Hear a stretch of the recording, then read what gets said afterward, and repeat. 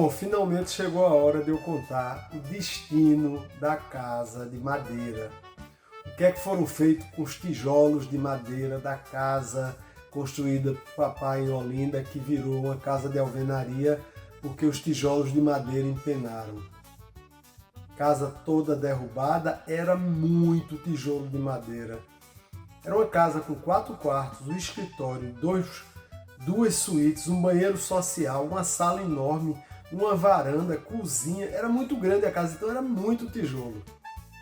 A casa, os tijolos de madeira viraram fogueira de São João, fogueira de Santo Antônio, fogueira de São Pedro.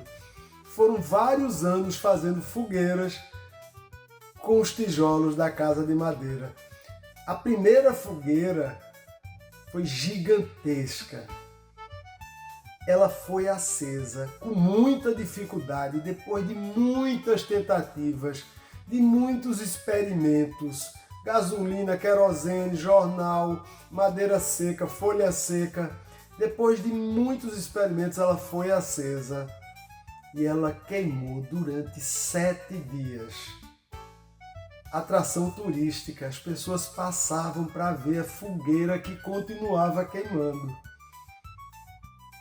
Essas madeiras iluminaram muitas noites de festas juninas da família Domingues.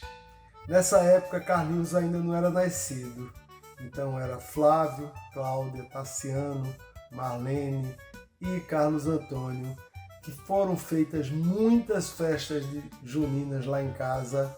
Mamãe adorava preparar canjica, pamonha, pé de moleque. O pé de moleque de mamãe, vocês não imaginam, merece um programa especial para o pé de moleque que mamãe fazia. Pena que ela não está mais aqui para alegrar as noites de São João, de festas juninas de nossa família.